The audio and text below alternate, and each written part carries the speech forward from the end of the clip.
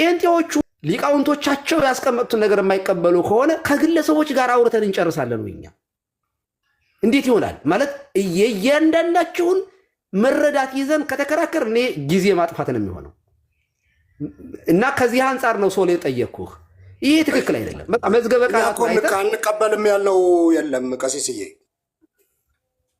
ትናንትና ዲቤቱን አላየህም እንዴት ቤሊ አይቻለሁ ግን እኛ እኮ ያልን ያለነው ሰዎች በአካል ሳይገኙ እንደ እግዚአብሔር እናከብራቸዋለን ተባለ ከየት መጣ አንተ ትቀበላለህ ወይ መልስ አንተ ትቀበላለህ ቆይ አንተ ትቀበላለህ ቆይ ቅድም ፖለቲካ ስትሰራ ነበር ሰሙ እኛን አይወክልም ስትል አንተ ያልከው ሌላ ነው እኛ በአካል ሳይገኙ ልክ እንደ እግዚአብሔር አትግባ ቆይ ሌላ እንድትሄድ አልፈልግም አንተ ትቀበላለህ ወይ አንተ ትቀበላለህ ወይ እኛ አንቀበልም አላለም ማለት ኖርማሊ መልስ ቅድም እየገባ ነበር አንተ ትቀበላለህ ወይ እኛ ማንንም ሰው በመድር ላይ አትከባበሩ አላለም የነዚህን ግሩፖች ሰዎች ምን እንደሚሉ ስሙ ትቀበላለህ አትቀበልም ሚል ነገር አላወራንም አንተ ትቀበላለህ አትቀበልም ጥያቄው መከባበር እንቀበላለን እኛ አንቀበልም አላለም ስትል ትቀበላለህ አትቀበልም ይሄን መልስ አጭር መልስ ሰማሽ እየሰማሁ ነው አዎ ወይም አይደለም ብለህ መልስ ተቀበላለህ መከባበርን አልኩ አቤት መከባበርን ተቀበላለህ እኮ መጽሐፉ ላይ ተጻፈውን ትቀበላለህ ወይ መጽሐፉ የሚያወራው ስለ መከባበር ነው እቀበላለሁ አልኩ የተጻፈውን ትቀበላለህ ስለ መከባበር ትቀበላለህ አትቀበልም አልኩ መጽሐፉ ላይ ተጻፈውን ትቀበላለህ ወይ ትቀበላለህ መጽሐፉ ላይ ተጻፈው በቃ ታዲያ ምንድነው ፖለቲካ ቀድም በተሰራ ከበፊት ጀምረ ለምንድን ነው የምትሞግተን አይደለም እናንተ ያላችሁት በአካል ሰዎች እኔ እኮ በጣም የሚገርማችሁ ነገር ምን እንደሆነ ታውቃላችሁ እዚህ ቲክቶክ ላይ የሰራችሁ የሆነች ቤተ እምነት አለችና በሆኑ ግሩፖች የምትመራ እነሱ አሁን ፍጥጥ አይኔን ግንባር ያርገው አንተ አሁን ከነሱ ለመወደድ ብለህ ነው ችግር የለውም በአካል አይወላችሁ አሁን ሰዎች እነዚህ ጤነኛ ናቸው ብሎ የሚያስባለን በጣም ያሳዝናል የት አግኝተን ነው የምናከብራቸው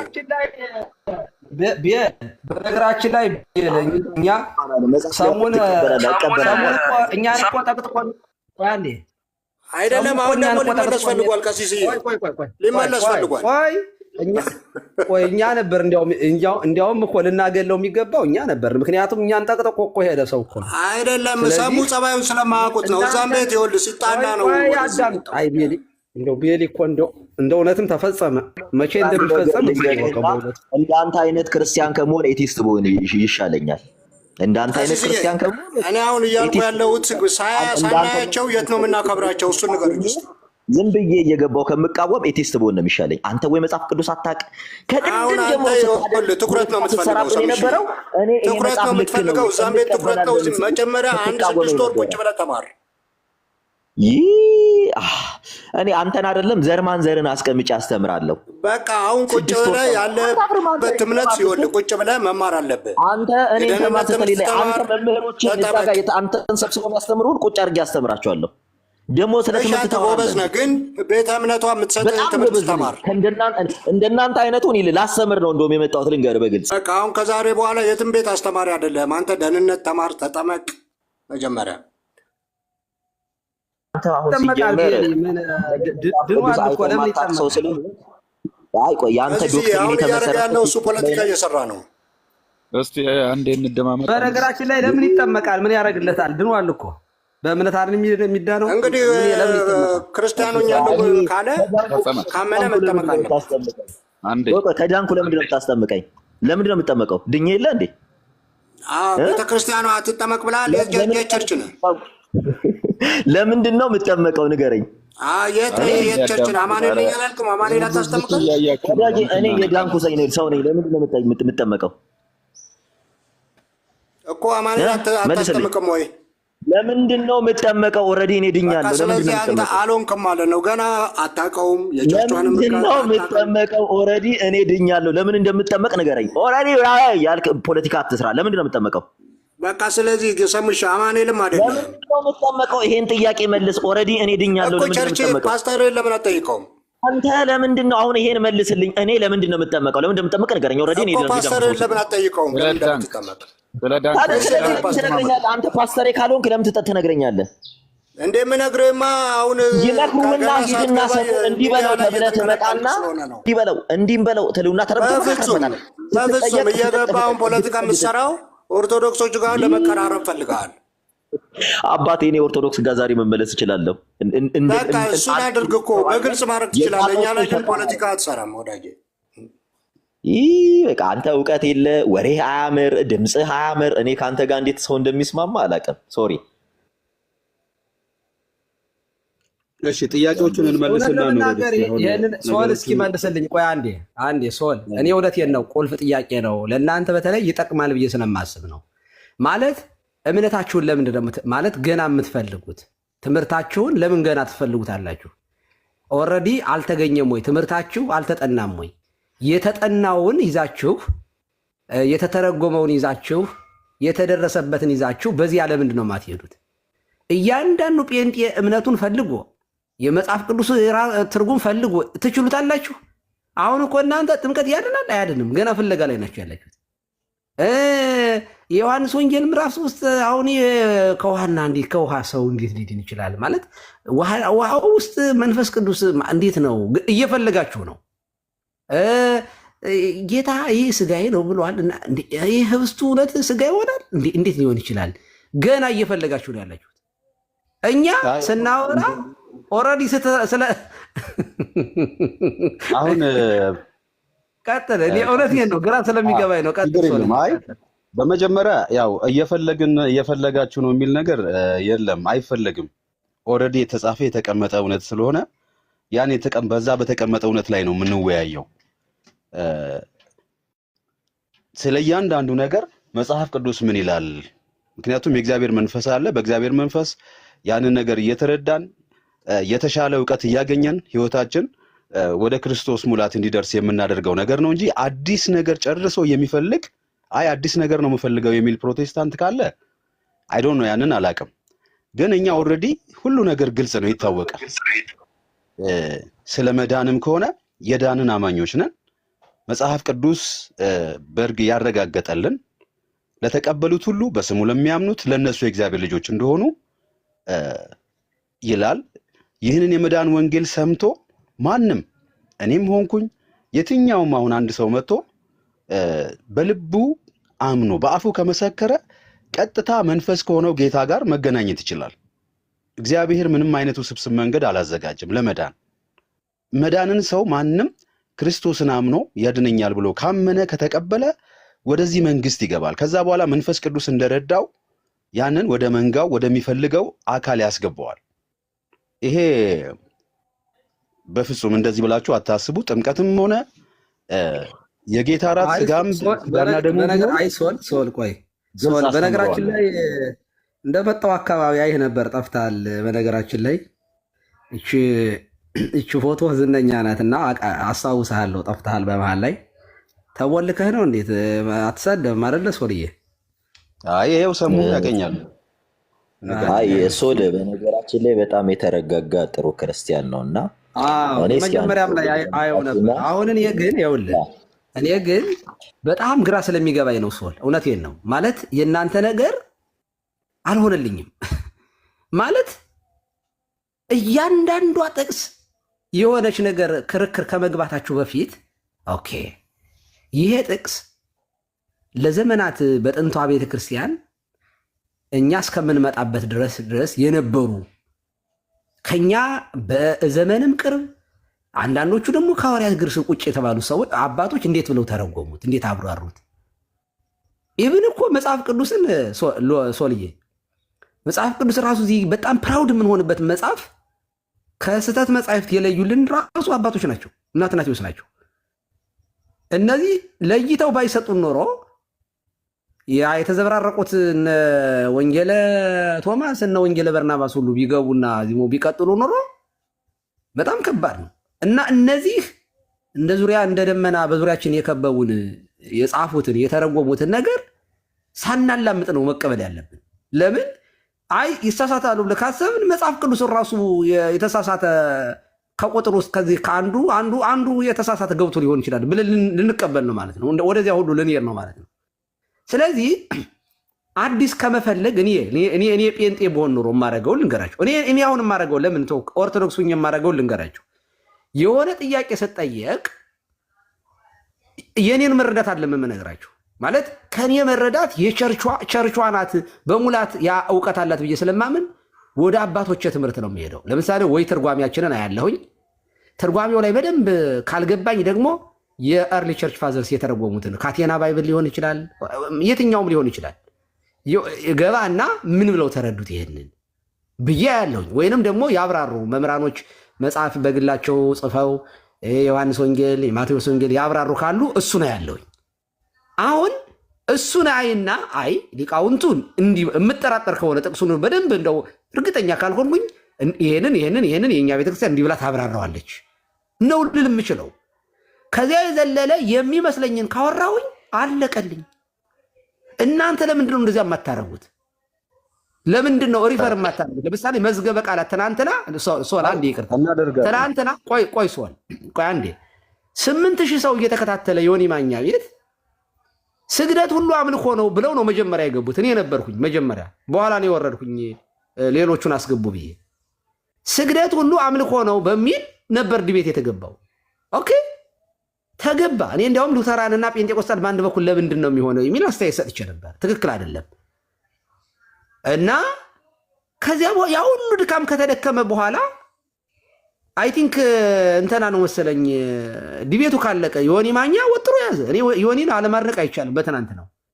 ከዚያ ዮሐድ አምጥቶ በቃ እንዳለ ደፋባቸው ማለት ነው። መዝገበ ቃላቱ ሲወጣ ኤፍሬም ራሱ ዘግዝቆ እንደው አንተ ባመጣኸው አለና ኤፍሬም ሲያመጣው ጭራሽ ኤፍሬም የቀረውን ማብራራት ጀመረ። ይሄ ለአክብሮት ስግደት ነው እያለ ማለት ነው። ይሄ የአምልኮት ስግደት ነው። መዝገበ ቃላቱ ማለት የጋራችን መጽሐፍ ነው። ያ በጋራችን መጽሐፍ ላይ ካልተስማመን ለምንድን ነው ዲቤት የምናደርገው? እኔ እናንተ ልቀበል ነው የግላችሁን በጋራ ቸርቹ አንደ ማለት ፕሮቴስታንቶች ተስማምተው ከኛ ጋራ በጋራ አምነውበት ያወጡትን ልቀበል መረጃ አድርግ። በሱ ካልተስማማን እኮ ስንጫጫህ እኮ ነው የምንከርመው እንዴ! ስንጫጫህ እኮ ነው የምንከርመው።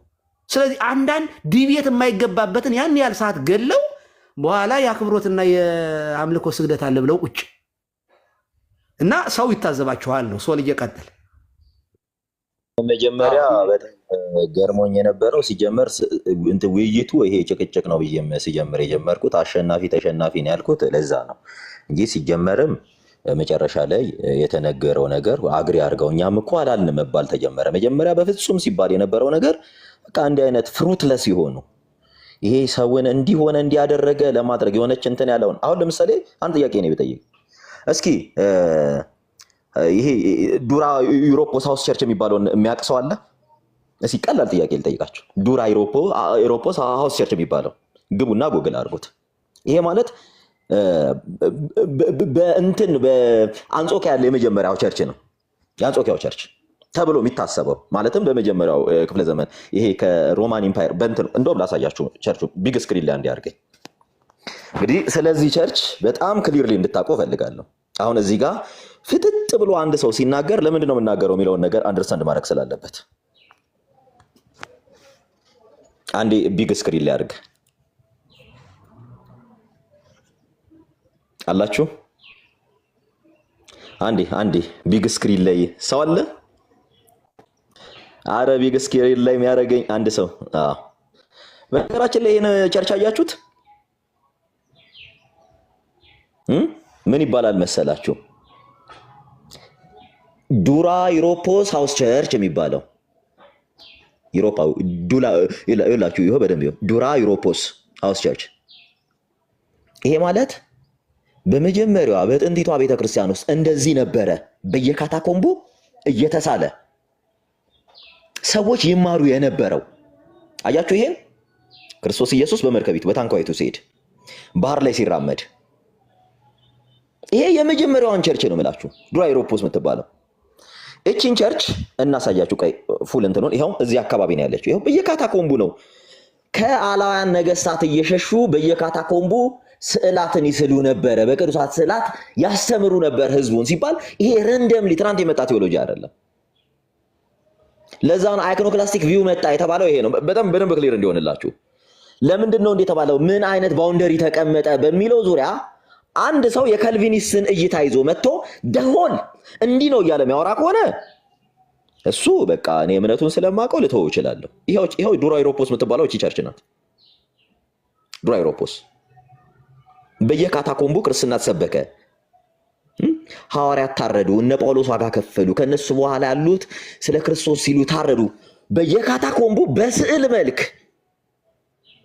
አሁን ለምሳሌ መጥቶ አንድ ሰው ጣዖታት ናቸው ቅርሳት ስዕላት ሲል እኔ አንዳንድ ጊዜ በጣም ወይ አያነብ ወይ አያቅ ሰንበዲ ሲል ይመጣና ይሄው በቸርች ታሪክ የለምና ይሄን ይዞ ሰው እንዴት ፍጥጥ ብሎ ለጭቅጭቅ ይመጣል? ታሪክ ካላወቀ ካላነበበ ትምህርት ካላወቀ አባቶችን ካልተቀበለ ቲክታክ ላይ የገነባው ቤተ እምነት ነው ዛሬ እሱ ቤተ እምነት እየገነባ ነው። አይሮ ነው ምንድነው እንቴ? አሁን አንዳንድ ጊዜ በነገራችን ላይ ግቡና ዱራ ኢሮፖስ ብላችሁ ግቡ። ይሄ እንደውም ሮም ውስጥ የተገኘ አርኪኦሎጂካል ቁፋሮ ነው።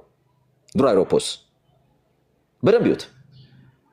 ይሄው መማር አይደል የምትፈልጉት? ጻፉ። ይሄው ስፔሊንጉን ጻፉ። ዱራ ኢሮፖስ ብላችሁ ዱራ ኢሮፖስ ሃውስ ቸርች ብላችሁ ጻፉ። የት እንደነበረ በምን ዘመን እንደነበረ ቁጭ ያደርግልሃል ከነ ፒክቸሩ። በአይኮኖግራፊ የምትታወቅ ቸርች ናት። በነገራችን ላይ የመጀመሪያዋ ቤተክርስቲያን አይኮኖክላስቶች አይደሉም።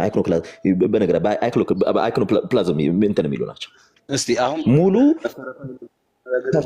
ቸርች አሁን ባለው መሰረታዊ ነገር ተነጋግረን አይ ምን አለ መሰለህ፣ ቆይ ቅድም ጽሁፍ እየጻፉ ስላለ ነው ወደ አንተ እንመጣለን እና ይሄን ቸርች ስታዩት በደንብ ይዩት። ይሄ ድሮይንጉ ነው፣ የቸርቿ ድሮይንግ። ይሄ ስለ ጳውሎስ እንትን ያሉት ነው። ጀስት ጳውሎስን መከራ እንትን እያሉ በእንዲህ አይነት ጳውሎስ እንዲህ ዋጋ ከፍሏል። ምክንያቱም ሪትን የሆነ ባይብል ስለ ሐዋርያት የተርኩላቸው የነበረው ስለ ክርስቶስ የተርኩላቸው የነበረው አንድም በቃል ያስተማሯቸውን እንዳይረሱ ክርስቲያኖች በሚደበቁበት ካታኮምብ በየካታኮምቡ ነው፣ በየገበበ ምድሩ ወይም በየዋሻው ነው ክርስቲያኖች የሚደበቁ። ያን እንዳይረሱ በአይከን ያስተምሯቸው ነበረ። አይከን ያስተማሯቸውን እንዳይረሱ። ምክንያቱም ሊትሬት አልነበሩም፣ ኢሊትሬት ነበሩ። አብዛኞቹ ከአሕዛብ የመጡ ናቸው፣ ከይሁዲነት የመጡ ናቸው። መጽሐፍ ማንበብ አይችሉም አብዛኞቹ። ስለዚህ ያስተምሯቸው ከአእምሯቸው ይሄ ዲያግራማቲካሊ ያስተምሯቸው ነበር። ስለዚህ አንድ ሰው የሆነ ሰንበዲ መጥቶ አይኮኖክላስት ነኝ በፍጹም እንዲህ የሚል ከሆነ እሱ የሱ ቪው ነው። እኔ ኦልሬዲ ለ1600 ዓመት የሌለን ታሪክ ሰንበዲ መጥቶ በ1600 ዓመት ውስጥ ተርቱሊያን የሚባል ግለሰብ ነው የሚታወቀው። እሱ መጨረሻ ላይ ሞንታኒስቶ ነው የሞተው። ተርቱሊያን መጥተህ ይሄን አንድ በቢሊየን የሚቆጠር ክርስቲያን የሚቀበለው መጥተህ ይሄ ጣዖት አምልኮ ነው የምትለኝ ከሆነ አሁንም ቸርችህን ንገረኝ። አንተ ምንድነው የፈጠርከው ቸርች አለ? የመሰረትከው ቸርች አለ? ቤተ እምነት አለ ወይ? ፐርሰናሊ እኔ ይሄን ነው ልጠይቅ የምችለው። ምክንያቱም ሂስቶሪካሊም ስናየው ከመጀመሪያ ጀምሮ በዚህ ሰዓት ያለችው አፖስቶሊክ ናት። የቆመች ቸርች የለችም። እኔ እነሆ እስከ ዓለም ፍጻሜ ከእናንተ ጋር ነኝ ያለው ክርስቶስ አሁንም ከአማኙ ጋር ነው ብለን የምናስብ ከሆነ ትናንትና ስህተት ናቸው ምንል ከሆነ እግዚአብሔር ለ1600 ዓመት ካልቪን እስኪነሳ አልሰራም እያላችሁን ከሆነ ምናልባት የእናንተ እግዚአብሔር ሊሆን ይችላል። የኔ ግን ዶክመንትድ ስክሪፕቸር ምንድነው? ዶክመንት ወደ ዋናው እሺ፣ ጥሩ ነው ያነሳኸው። ምንድነው መጽሐፍ ቅዱስ ትምህርት በተለያየ መንገድ ከሰው ወደ ሰው ይተላለፋል።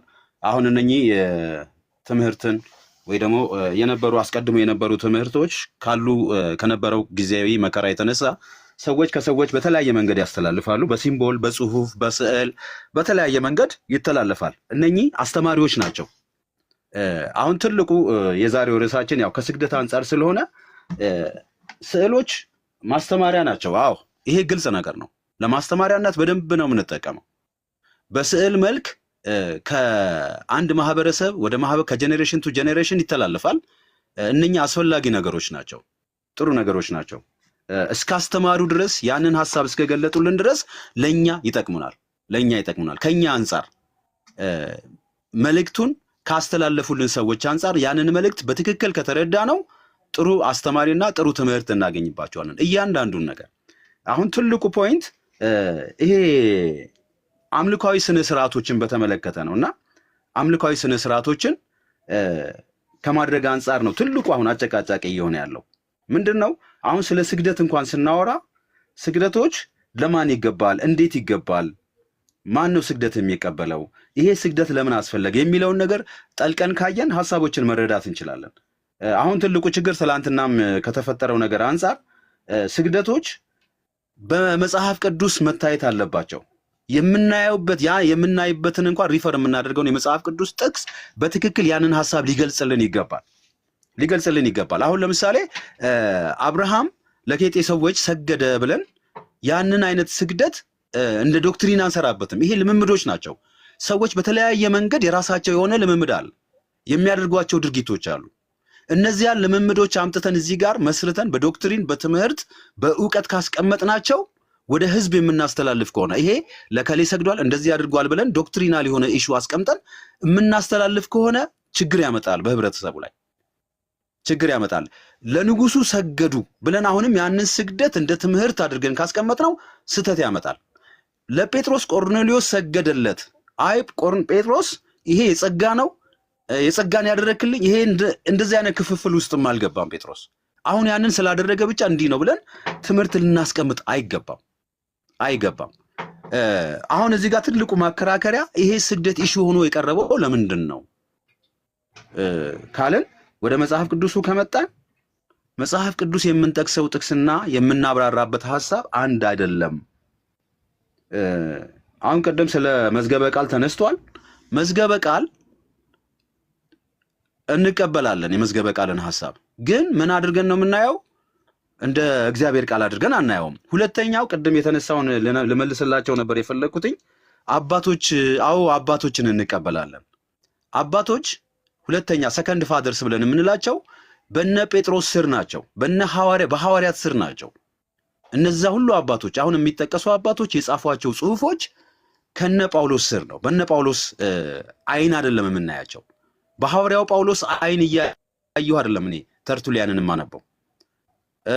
ኢቭን ፖሊካርፕን እንኳን በጳውሎስ አይን አይደለም የማየው። በዮሐንስ ምንድነው እነሱ ሰከንድ ፋደርስ የእነሱን ሐሳብ ነው ሪፍሌክት እያደረጉ ጳውሎስ እንደዚህ አለ፣ እንደዚህ አይነት ሐሳብ ነው እየገለጠ ያለው የሚል ሐሳብ እንጂ የሰጡት የራሳቸውን ስኮላር የራሳቸውን ከእግዚአብሔር መንፈስ ተቀብያለሁ የሚል ጽሑፍ አይደለም ያስቀመጡልን።